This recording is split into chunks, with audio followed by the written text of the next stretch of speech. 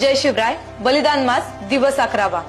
झुंजार जात अमुची शिवशार्दुलांची, अत्तेष्टी निश्चित करे रणी पाकतेची. मारुनी शत्रू अवघे समरांत ठार, आणि दुर्दांत हिंदू कुळ हे जग जिंकणार.